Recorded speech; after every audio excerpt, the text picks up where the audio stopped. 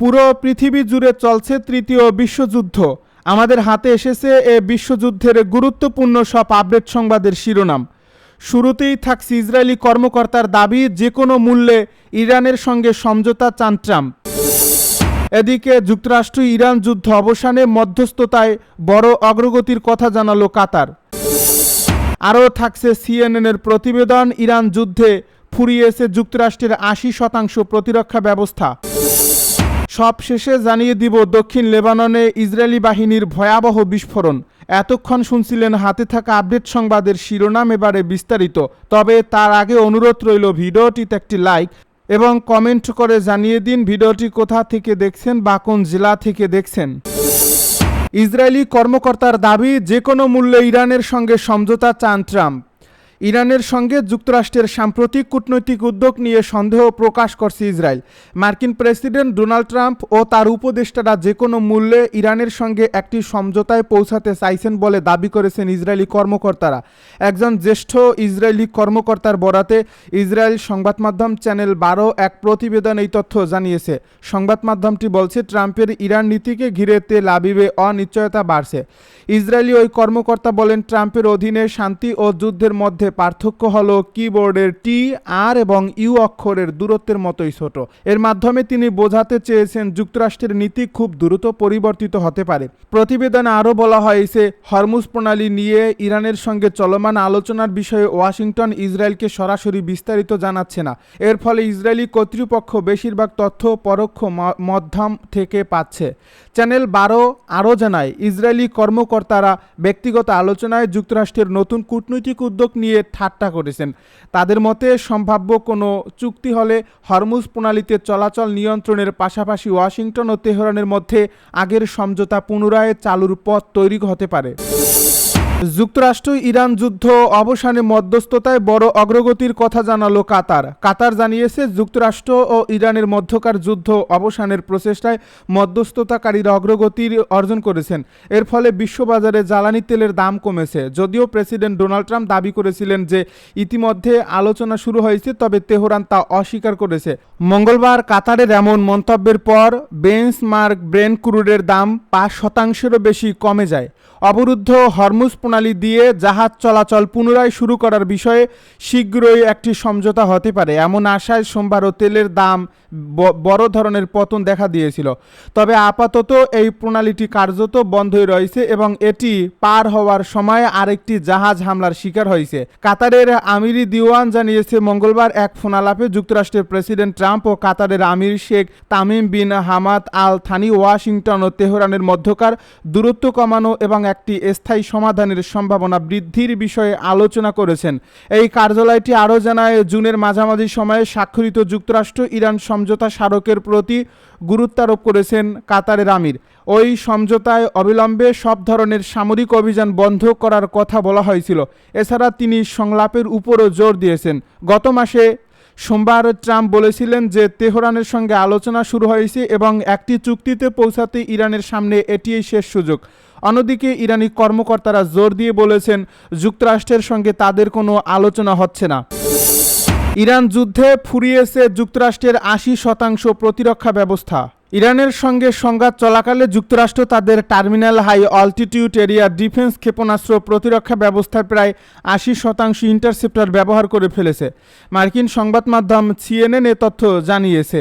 এর আগে রয়টার্স ও সিবিএস নিউজের প্রতিবেদনে বলা হয়েছিল, ইরানের বিরুদ্ধে যুদ্ধ চলাকালে যুক্তরাষ্ট্র তাদের দীর্ঘ পাল্লার নির্ভুল ক্ষেপণাস্ত্রের বৈশ্বিক মজুতেরও বড় একটি অংশ ব্যবহার করেছে।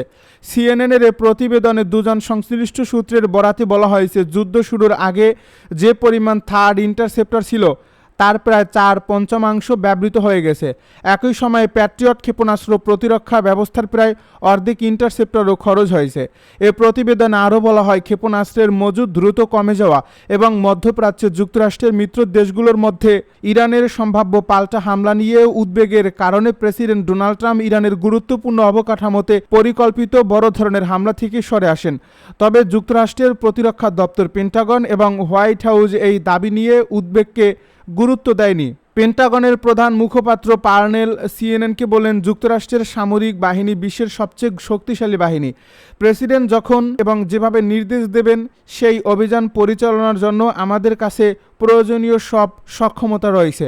হোয়াইট হাউসের মুখপাত্র আনা কেলিও বলেন, প্রেসিডেন্ট ট্রাম্পের সব কৌশলগত লক্ষ্য পূরণ এবং তারও বেশি প্রয়োজন মেটানোর পর্যাপ্ত ক্ষেপণাস্ত্র, গোলাবারুদ ও অস্ত্রের মজুদ যুক্তরাষ্ট্রে রয়েছে। দক্ষিণ লেবাননে ইসরায়েলি বাহিনীর ভয়াবহ বিস্ফোরণ। লেবাননের ন্যাশনাল নিউজ এজেন্সির খবরে বলা হয়েছে, দক্ষিণ লেবাননের হাদ্দাতা শহরে একটি বিশাল বিস্ফোরণ ঘটিয়েছে ইসরায়েলি বাহিনী।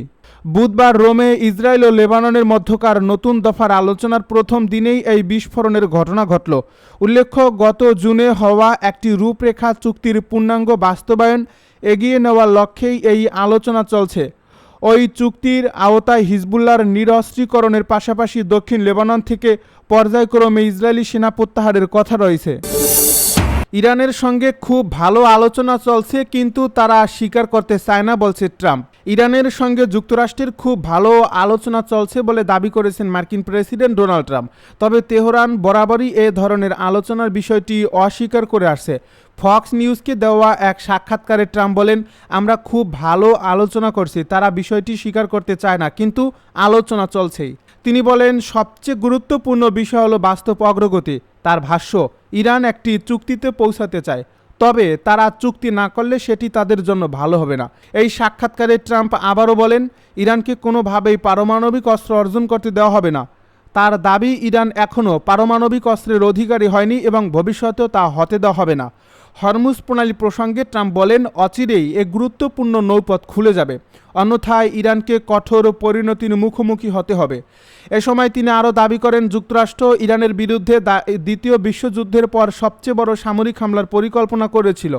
তবে সে সময় ইরানের পক্ষ থেকেই যোগাযোগ করে আলোচনার অনুরোধ জানানো হয়। ডোনাল্ড ট্রাম্পের ভাষ্য, তারা খুব ভদ্রভাবে বলেছিল, আমরা কি কথা বলতে পারি? আমি বলেছিলাম, হ্যাঁ, কথা বলতে পারি, চলুন এবার বিষয়টির সমাধান করি। এই সাক্ষাৎকারে ইরান নীতি নিয়ে আগের মার্কিন প্রশাসনগুলোরও সমালোচনা করেন ট্রাম্প। বিশেষ করে সাবেক প্রেসিডেন্ট বারাক ওবামার নীতির সমালোচনা করে তিনি অভিযোগ করেন, অর্থনৈতিক প্রণোদনার মাধ্যমে ইরানকে সন্তুষ্ট করার চেষ্টা করা হয়েছিল, কিন্তু তা কার্যকর হয়নি। ডোনাল্ড ট্রাম্প আরও বলেন, ইরান যদি আবার আলোচনা থেকে সরে আসে তাহলে যুক্তরাষ্ট্র কঠোর জবাব দেবে। তার দাবি, ওয়াশিংটন ইতিমধ্যে তেহরানের বিরুদ্ধে কঠোর পদক্ষেপ নিয়েছে এবং প্রয়োজন হলে আরও কঠিন ব্যবস্থা নেওয়ার সক্ষমতা রয়েছে। তবে তিনি আশা প্রকাশ করেন, পরিস্থিতি সেই পর্যায়ে যাবে না এবং আলোচনার মাধ্যমেই সমাধান সম্ভব হবে। রুশ ব্যালিস্টিক ক্ষেপণাস্ত্র হামলায় ইউক্রেনে নিহত 14, আহত 22। রাশিয়া ব্যালিস্টিক ক্ষেপণাস্ত্র ও ড্রোন দিয়ে ইউক্রেনে হামলা চালিয়েছে, এতে 14 জন নিহত হয়েছেন, অন্তত 22 জন আহত হয়েছেন। চলতি বছরে কিয়েভ জুড়ে হওয়া সবচেয়ে প্রাণঘাতী হামলাগুলোর একটি এটি।